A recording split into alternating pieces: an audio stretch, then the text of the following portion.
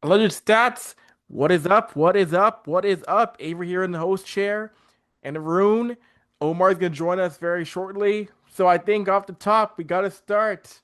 Off the top, the talk is over. The wondering is done. Connor McDavid extends for 2 more years with the Edmonton Oilers. And we assumed it was going to be a shorter contract, but finally we can stop talking about will he stay, will he go. McDavid extends and commits to wanting to win with the Edmonton Oilers. And for me, when Omar gets here, I'm gonna have a laugh because our last taping, Omar was doing the victory lap over McDavid possibly leaving next season. That is not gonna happen. And I'll swing things to you, Arun. Just your thoughts on McDavid extending for 2 more years in Edmonton. 2 years isn't that long of time. We can continue our victory laps in 2 years. No, all half jokes aside, it is a fantastic deal for the Oilers. And yeah, it's maybe not the length that a lot of Oilers fans were probably looking for, I think. But there is cost certainty built in for the next 2 years, and it is a tremendous deal for Oilers. I think what it speaks to are the sort of known points, right? Where McDavid really respects the core of guys he's come up with, um, in Draisaitl and Nugent Hopkins, and then later Zach Hyman, Matthias Ekholm, and Bouchard. And he believes in those guys to get it done. Um, I think 2 years is perfect in terms of a neutral interest, right? McDavid's there for 2 years on a team that's won the Western Conference 2 years in a row. But now I think it's actually spells out pretty a pressure cooked environment for the Oilers even more so now, right? It's like you have 2 years to win the cup or he's gone. I think it comes with that. Like he believes in this group. He signed for an extremely team-friendly deal that allows the Oilers to add supplementary pieces around the roster. But I think there's an implicit message for the 2 year deal. Let's go get it done. I've done everything in my power to make this an attractive destination for free agents and trade targets. Um, and now the Oilers have to win a cup in these next 2 years, or else he's leaving. So I wouldn't quite necessarily do unqualified do a victory lap that's like wow he's here forever. He's not. 2 years, a lot can happen in 2 years. But the Oilers have cost certainty baked in for time being. He's not leaving for the next 2 years. He wants to win with this group. So it's an exciting time, but the term is just long enough for us to continue trolling. 2 years isn't that long, man. So we'll see how it goes. Well, what do you think? What do you think inside Edmonton, Avery? I mean, you're inside that room quite a Mhm. bit, and you're one on the team. Like, what's the feeling like among the team? What's the feeling among yourself? What's the feeling among the reporters? Like, give the people what we need to know from Edmonton. I think inside, the idea was always Connor wants to win at Edmonton. This is where he wants to get it done to get a Stanley Cup. And I know, yes, people want to float out there the idea of if he doesn't win in 2 years, he's gone. Now, it's assumed, but what if that 2 years comes and he resigns again?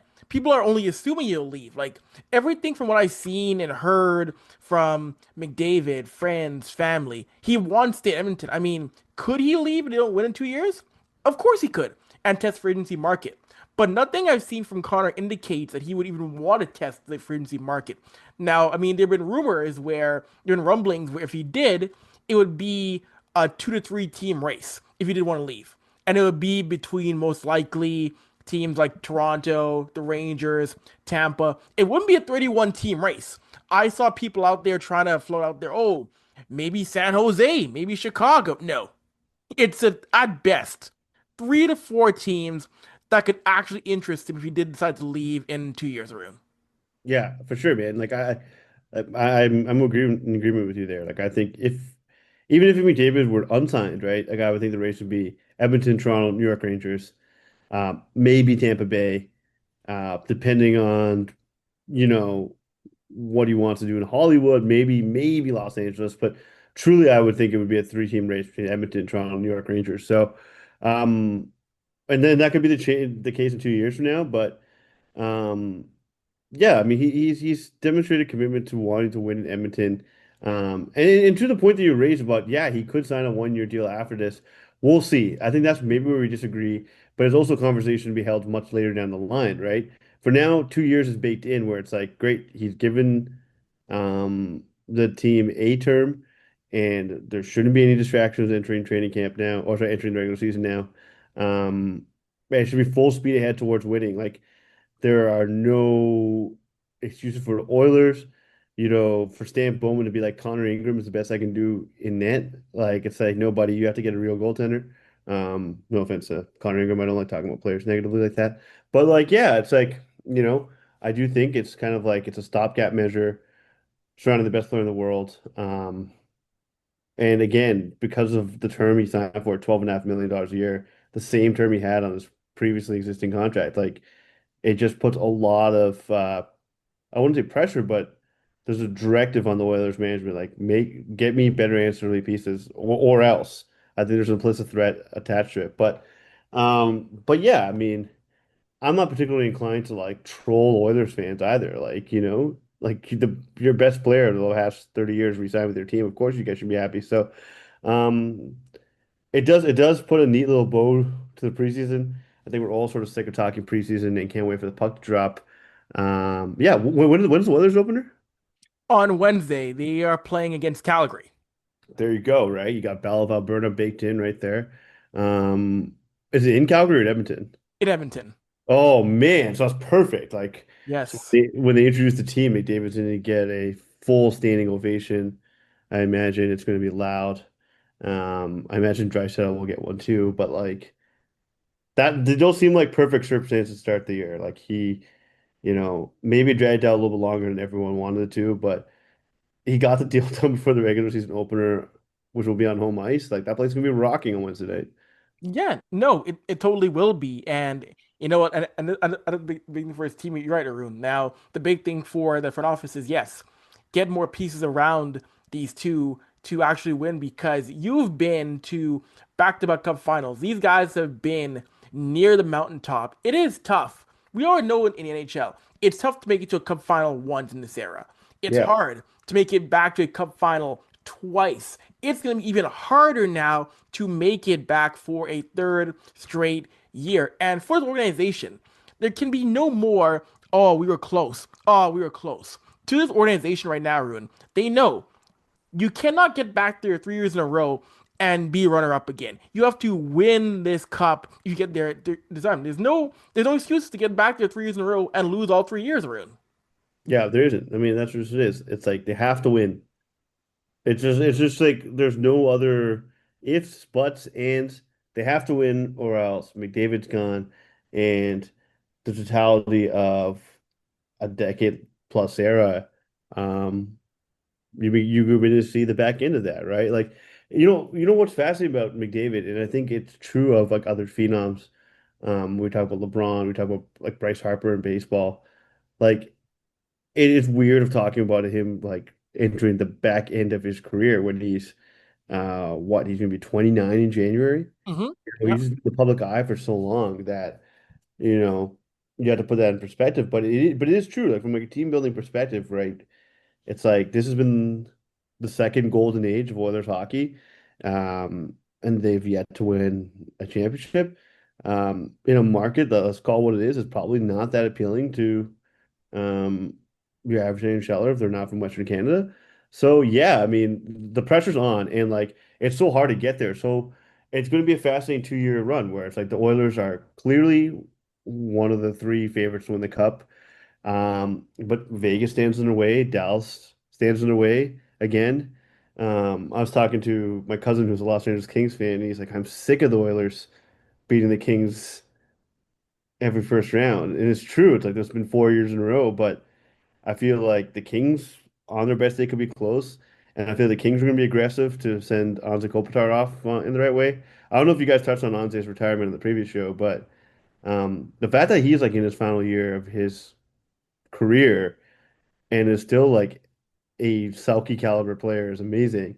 And I think the Kings are going to do everything they can to make this team a cup contender this year. So whether that's at the deadline, whether that's like leveraging the prospect pool, we'll see how they make it happen. But I feel like they're going to be pretty aggressive too. So it's fun now, man. Like I feel like there's some certainty to the Western Conference and the league at large. Um, and now let the puck drop, baby. Can't wait, man. Can't wait for the games to actually matter. I'm covering at least Habs on Wednesday night, and I can't wait, man. I can't wait. That's right. And yeah, from your end, Arun, I mean, it's gotta be great to finally get through the preseason. Of course, we've seen again in Toronto's side the narratives of finally you're getting out of the era of the core four. You're seeing what this team is gonna do now. And how is it like for Toronto? Because right now, I know again, you mentioned right there, season opener against the Habs. How is the temperature right now for this team that is once again trying to figure out what to do to get over the hump in Ontario in the Eastern Conference? It's cooler for sure because like we talk about this window, right? We talk about like the front and back end of the window. Like Mhm. w- whether the Leafs realize it or not, they're in the back end of this contention window. But I think everything surrounding Mitch Marner last year made things so heightened all the time, that they would lose like a regular season game and it'd be like, there'd be contracts from maybe not within the market, but from like outside the market, like Marner's leaving, or how do you guys prepare for this? Or there was such like a pressure cooker all the time. Like there's been a lighter atmosphere on the team for sure entering this year. But really like we'll see, right? Like we'll see um if improved depth to make up for an all-world playmaker pays off. Like I think this team is going to be a few points worse than the regular season, but are better suited to win the playoffs. Um, you know, I think you probably can speak to this too. Like it can be difficult to judge, like what you're seeing on the ice during the preseason when a lot of guys are just trying to get their legs under them, or they're working on a specific thing in their game or two. For example, like Austin Matthews, right, in Toronto. Everyone wants to know if his shot's back, and it's like it seems like it's back a lot of the time. That first practice, like he wasn't ripping the puck at all, and you're like, is this because he's still in pain, or is it because he's using 60% of his effort right now in the first practice of training camp? So it's like I can't wait for the games to matter again, just from an evaluation standpoint, a scouting standpoint, right? Because like you have to write what you see, but then if you're like, oh well, he's not shooting with his usual velocity. And then the next night in the game, the puck sounds different. It's like, well, then, like, what do you make of it? So I'm looking forward from that aspect. I'm looking from, at least Habs on Wednesday night, get the Ivan Demidov up close for the first time. I've seen Lane Hudson play a few times, and he's worth the price of admission. So, yeah, I mean, in Leafs land, like, there's still an expectation to win, but there's no sort of cloud hanging over team. Like, you're 102 point temperamental winger is going to walk out the door, and you guys have to publicly deny this idea that he very well could leave, right?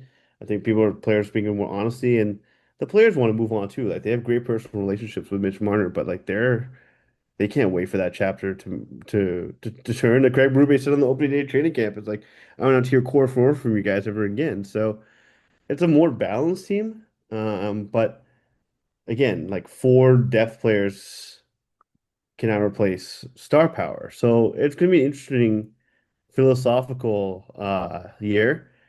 And but again, this is still like a really good hockey team led by Austin Matthews, William Nylander, veteran defense corps, and Anthony Stolarz when healthy looks awesome. So I am pleasantly optimistic about the team, even if I do think that Tampa and Florida are like a quarter tier ahead. And you mentioned those two. Great segue. Tampa and Florida. Those two have been having just a wild preseason, and we saw the last game between those two over 300 penalty minutes between Tampa and Florida in a brawl-filled game that saw Florida win 7-0.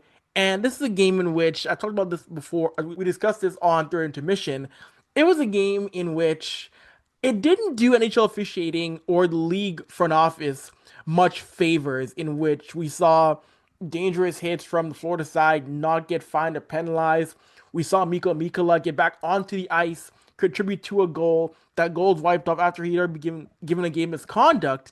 And to me, Arun, that Tampa Florida game, like I said, was just a indication that the NHL as a whole lost control of a game. I get it's preseason, but that cannot happen. It cannot. It's embarrassing. Yeah, I mean, I don't know. I'm not necessarily as opposed to violence as you are, Avery, but it's the fact that it's a preseason game makes it ridiculous. And looking at the supplementary discipline that's been handed out, and they're all handed towards Lightning guys. Jason Wojcik got a 2 game suspension. Scott Sabourin got a 4 game suspension. I mean, Scott Sabourin deserves it, but like the fact that Nico Mikkola, yeah, was ejected from the game and still somehow stayed in the game, like that's Yeah. so bizarre. Again, like I don't necessarily buy referee conspiracy theories. But like it should be mentioned that Colin Campbell is still in the league office while his son is a current AGM for the Panthers. It should be at least touched upon given how um, the discipline's been handed out. Yeah, I don't know. I mean, look, like mayhem in the preseason too. It's just like I get it. I do think that the Panthers and Lightning have a real rivalry with each other. They both won 2 cups during this era. They're both two of the defining teams of their era, but like it's the preseason, boys. Like, what are you doing? And like if someone of consequence actually got hurt, then I think it would cause some alarm, right? Like I know Ekblad got jumped by Sabrin, but like if Ekblad like actually like broke his jaw there, then we're talking about like a much larger issue. So you know what? Talking this out, I think there's probably more serious than I initially looked at it as. I think also too it was happening while I was covering the Leafs preseason game too, and I was like, oh, well, hell broke loose in Florida. That's fun. But yeah, man, it's the preseason. Like again, like what are we doing here? And like, given that the Panthers just lost Barkov to an ACL and MCL injury, like one of their big guns was injured in a fight. Like, can you imagine what Paul Maurice would be like thinking? I don't know. It's a bit nuts for the preseason. I'll say that much. No, exactly. And you know what? I understand, tensions are high, but at the same time, though, I wonder, I mean, I guess, for cost effective, but should we be scheduling Tampa, Florida in the preseason? That's the one thing. It's like, I understand regular season, it is what it is. But in the preseason, right there, Arun, like you don't want to see star players getting injured. You don't want to see it happening because if a star player is lost in the preseason for however many games and when a game matters, then that could be a whole different issue with the league and the PA, I find in my mind as well. You didn't even mention the PA. Yeah, like that's a great point that I think you raised. It's like Mhm. I'd be curious to see what the PA thinks about it, right? Clearly the league is just gonna resort to the Department of Player Safety, and as we all know, they spin a wheel and come up with their punishments there. It's so arbitrary. But you raise a good point from the PA. Like what Mhm. does the PA think about this? You know, if I were a reporter, I would be inclined to like ask maybe um like what in the aftermath, like what the PA thinks about it. I don't know. I mean, I think Marty Walsh probably isn't like bothered too much by this unless a grievance is filed, but it's really raised an interesting point for sure. Like, and as for Tampa, Florida not paying attention to preseason, I mean, they kind of have to do geography, right? Like, you realize, like, me covering the Leafs, it's like, oh, you see the Sens twice, you see the Habs twice, you see the Red Wings twice, and you kind of hope for more variety, but all the while understanding that teams are trying to limit their preseason travel. But yeah, at least a fascinating point for sure. I don't know. I found it amusing at the time, but in retrospect, it's like it's preseason, guys. This is ridiculous. Yeah, no, it was just silly, and of course the big thing is now this is the last year we're gonna have teams playing in post preseason games. Next year it gets chopped down to 4 preseason games, which I like because really we already know in large part with these teams who is gonna be on a roster by game 3 or game 4. We don't need 6 to 8 preseason games because even covering these games. There's no vibe in the atmosphere, and a lot of these times you kind of, even as a reporter, you're kind of sleepwalking covering these games because for a certain team like for Edmonton, like we in large part know who's gonna be in the roster come October 6 or 8. We don't need to have 8 games to see a third or fourth line guy playing in large part. Yeah, exactly. Like it'll be curious seeing like next year when players of certain games accrued to the NHL can only play 2 preseason games. I think the players will like it. I think they're for it. I mean, the preseason's already affected the Leafs lineup. Scott Laughton blocked a shot in Thursday's game, and he suffered a lower body injury that is keeping him out week to week. And like, not to say that they're directly related, but Easton Cowan's on opening night roster for the Leafs. I mean, it was like I thought he had his spot secured. It seemed like the fourth line was gonna be Stephen Lorentz, Scott Laughton, and Easton Cowan. But because I guess the team was like, well, we don't want to play Easton Cowan with um in a role where he's solely expected to generate offense for that line, they've sent him to the Marlies. It's like, it's like if Scott Laughton doesn't block the shot in late in a preseason game that has no consequence, who knows what the Leafs roster looks like. So, and that's just like one micro example of the preseason being too long. I mean, I personally will go to any. hockey game I'm credited for, I'm more than happy. And I'm not one of those guys like, oh, it's Tuesday. Why am I here? It's a preseason game. Like it's, I love watching hockey in any capacity, but that's from like a sort of writer standpoint. I think, but we've already touched on this earlier, right? It's like the evaluation point of it too. Like when you're watching a preseason game, you're not even like necessarily gravitating towards the stars. You're watching the guys who are on the bubble, or the guys who need to improve, or the guys who are fighting for the roster spot. So it sort of changes the way in which you watch hockey too. Like, Mhm. you know, Wednesday I'm gonna have to like train my eyes again. Like, oh right, like the shifts Austin Matthews takes like matter here. There, you know. So it'll be fun, man. Preseason's way too long. Preseason's way too long for writers, reporters, athletes. It's been a good start to Leafs camp. A lot of interesting stuff happened. I'm sure a lot of stuff happened interesting league wide, but yeah, dude, I can't wait for the games to actually matter in a day and a half. Right. No, I cannot agree more. And you know, it's funny. We're looking at opening night of the NHL schedule. Of course, like always, of course, the Cup champions are going to be starting on night one, as they should. But some of these matchups, looking at the matchups that are taking place on the first night of the season, and it's funny because I understand why Chicago is playing on night one, but really, outside of Connor Bedard, we really want to watch the Blackhawks play on night one. And I understand too that yes, of course, the Nielsen rating debate, da, da, da, da, da. But to me personally, night one, you should always be seeing on ESPN Connor McDavid and Austin Matthews. I get it, Toronto and Edmonton, but a great American player isn't playing on night one on ESPN, and the best player in the league isn't playing. Those two teams should be playing on ESPN night one, to me, in my mind, Arun. I know it's Canada, but still, to me, the marketing needs to be that these guys being on American television as much as possible. Even though they're on a bunch, night one, they should be playing it to me, Arun, at least. Hmm.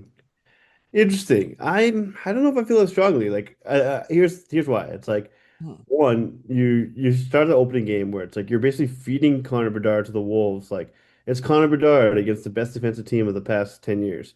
Okay, great. And as a sicko, the Panthers get run up on a bad Blackhawks team that have two players in Connor Bedard and Frank Nazar and a prayer. The Penguins Rangers stuff's going to sell itself. Like, sure, building around like a head coach switching benches is not necessarily the best marketing, but you can still build around Sidney Crosby against biggest hockey market in the United States.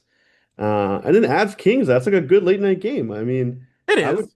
I would tune into that one. So I get what you're trying to say, like having the prestige of one of the Habs or Leafs, or just some original six team in some capacity. Well, the Blackhawks are original six, but having another original six team would help with the draw. I think ESPN is like would be quite happy with the three teams they got. Now, okay, if there is nitpicking, it is the Blackhawks Panthers game.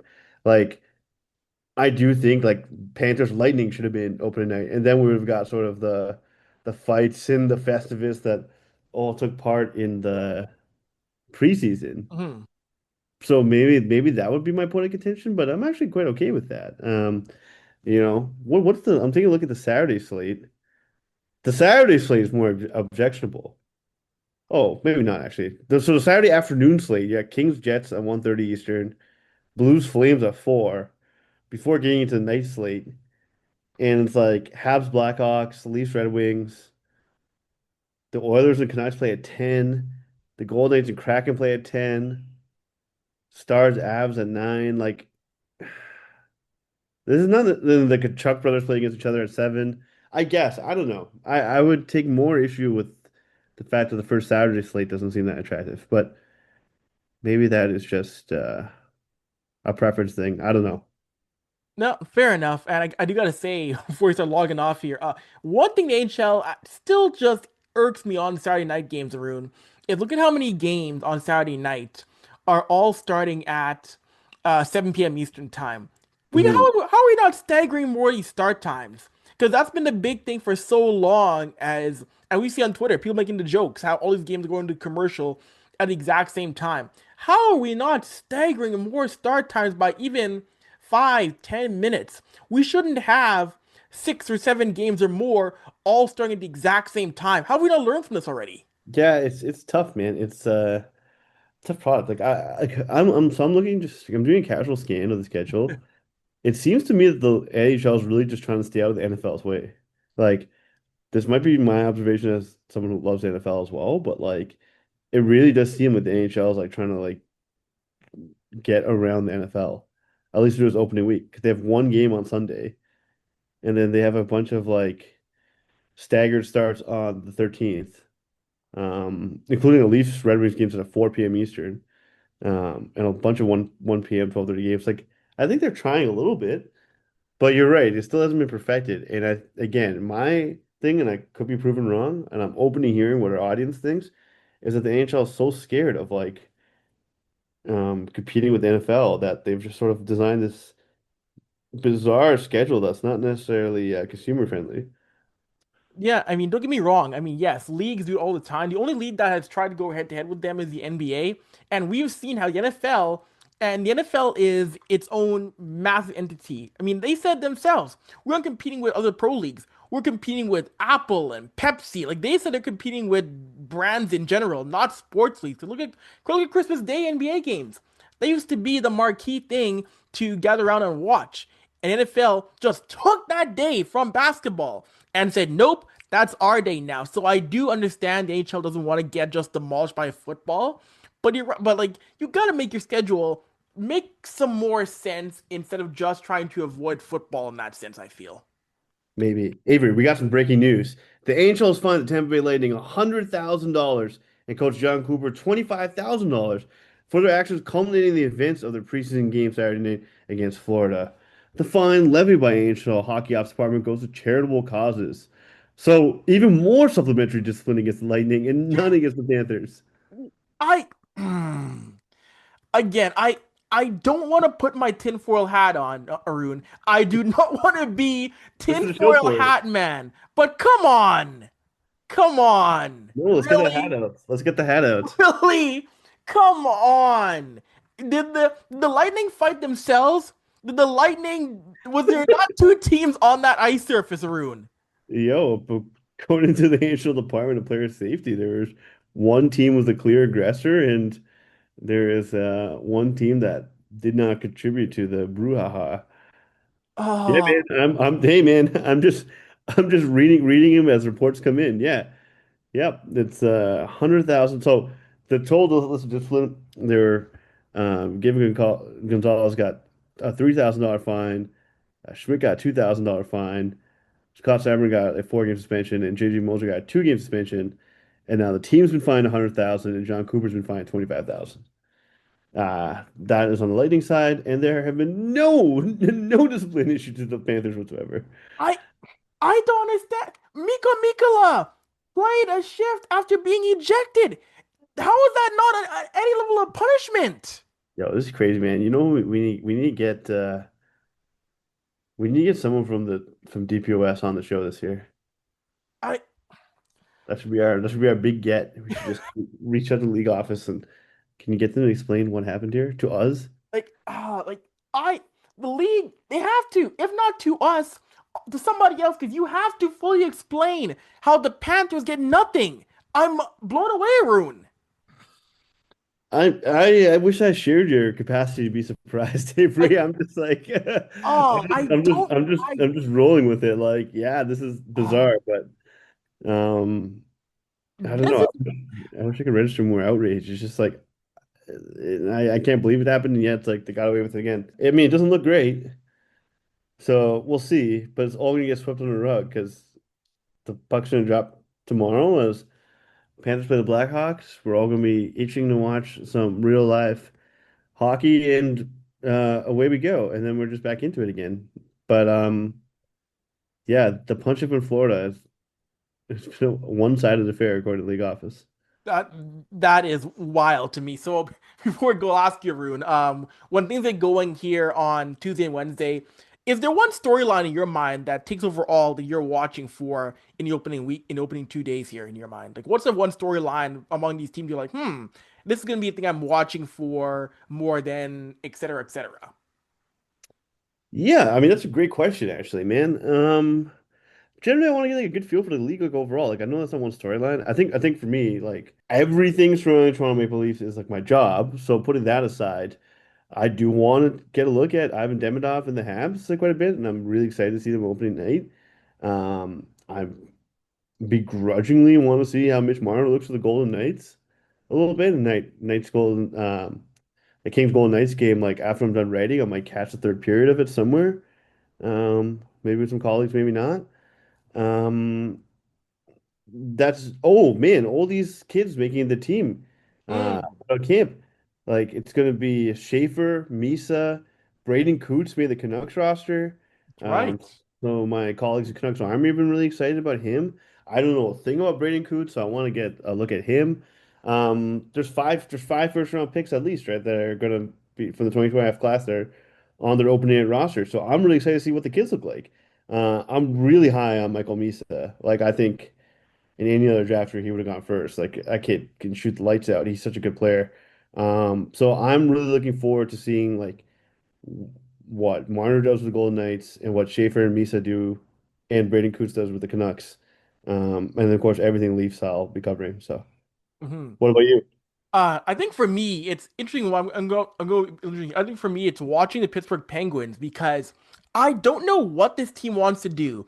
It's clear they're saying, it's clear it's gonna be a rebuilding year, but none Hmm. of the vets in that team want to rebuild.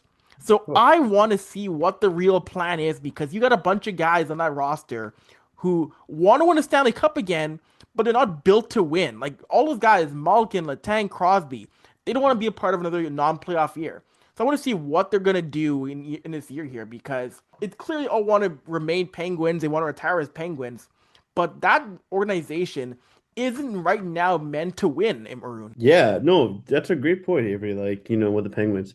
People are talking about Sidney Crosby and this idea that he's gonna get traded as some foregone conclusion where I've never viewed him or Evgeny Malkin um, as anything other than lifetime Penguins. Like the idea of even trading Sidney Crosby is so bizarre to me.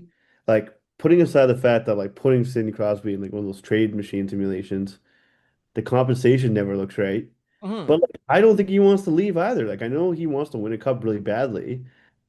And I would say he's been rather generous towards Kyle Dubas in his first few years at the helm, but like I think no matter how bad this Penguins team is going to be, like no knowing that Sid's a competitor too, like I just don't see Sid or Evgeny Malkin like leaving Pittsburgh. Like they still have a lot to give, especially Sid. But like if Pittsburgh goes to Evgeny Malkin with a trade, like don't you think he can be like, "Ah, I'm not reporting, I'm going to retire." Same thing with Sid. Like I think they're both too competitive to like outright like leave the league if they don't find something amenable to them. But like how do you sell that to the fans? Like knowing the team's bad, like how do you even sell it to the fans? Like, oh, we traded Sidney Crosby for four first round picks. It's like, okay, good luck ever having fans again. Like, you know what I mean? Like it's like we traded Sid to Colorado for like their top prospect and you know three pick. Like, you know what I mean? I just don't. It doesn't make sense from the the trade compensation aspect, and it makes even less sense from like the human element of they've been there for 20 years, man. Like Sid's been in Pittsburgh for more than half his life. So is Malcolm for the record. Like I don't see it, man. Like, and you can call me naive.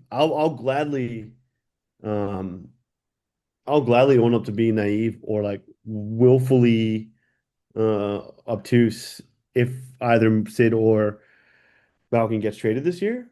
But like I just can't even it doesn't compute to me. The Crosby to Avalanche stuff is so much fun to talk about, I think, but I can't like that. Like, maybe it's like a mental block. Like, do you think I'm being naive here? Like, No, like you're not wrong because I think for a lot of people you're right. These guys have been in Pittsburgh for 18 to 20 years. Like you it's hard to imagine them in any other jersey but a Penguins one. But of course the insiders are basically trying to tease the idea of these guys asking for a trade or being dealt. But my brain just cannot picture me seeing Sidney Crosby in an Avalanche jersey or a Canadians jersey. People like to float out there, oh, Sid's gonna go to his favorite team in Montreal. Like I just don't know. My brain cannot comprehend seeing Sidney Crosby in the Bell Center skating out in Habs blue, black, and rouge. Yeah, like it doesn't make sense as an idea at this stage of his career.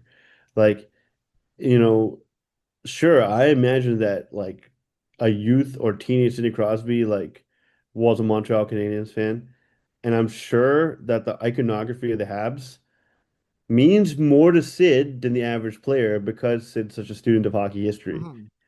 But at this stage, like it just doesn't compute. Like even if the Habs like are the team that they're going to be in 2 years, right? That they're going to compete soon for a cup. I don't think it's this year, but as early as next year, I'll say the Habs are ready. Even if Sid joins like a ready to win Habs team, it just like it doesn't compute, and it doesn't necessarily even gel with the history of the Montreal Canadiens either, right? It would be like adding, I don't know, like I don't even know what the equivalent would be. It would be like if Ken Dryden didn't retire and stayed on the 86 Habs. But like that doesn't even make sense as a parallel either because he was a one team guy himself. I don't know. There's just like Mhm. the like maybe with some some thinking and some research you can find a parallel for it, but to me, without doing any secondary research here, just off top, there would be no historical parallel to a Sidney Crosby trade at this point of his career when he's still a perennial 90-point guy, and like near elite defensive player too. It just like I can't. Like the only team in the league that can make that trade happen would be the Habs, but it's like do you trade your entire prospect pool for Sidney for 38-year-old Sidney Crosby? I wouldn't. But that in itself sounds also crazy too, that you wouldn't make that trade for Sidney Crosby. No, I know. And the big thing for me is that talk about these guys like Malkin, Crosby, Letang, like a decade ago, 20 years ago, these guys would have had a hard drop off. The numbers would have fallen off, and you would have understood it. Right there, you mentioned Arun. These guys, like Crosby, is still a top 10 player in the league. Sidney Crosby hasn't taken that massive nosedive with his numbers yet, even as he's approaching 40. He is Hmm. still one of the better players in the league. And like I said, a decade ago, that kind of player, his numbers, his body would not have held up to the point. Like if Sidney Crosby played in, say, the mid 90s or early 2000s, he would have more than likely become that role player, that second or third line depth guy, that good foot soldier. Not the star player still. Yeah. No, it's true, man. It's a different time, different era. And I think we live in such an era too where everyone gets so trade and transaction happy that they're like, make it happen. Make a Crosby to the Avalanche trade happen. It's like, is nothing sacred anymore, boys? I don't know. I'm not only am I like opposed to the idea of a Crosby trade, it just doesn't seem to work. Um, but we'll see, you know. I've been Yeah. wrong quite a bit and in saying this, Sid's gonna get traded like on New Year's Day or something crazy. I mean, you never know, and we'll have to wait and see what happens. But with that being said, that is all for alleged stats. We'll be back again next week with a fresh episode for your head tops. For Arun, I'm Avery. We are out of here.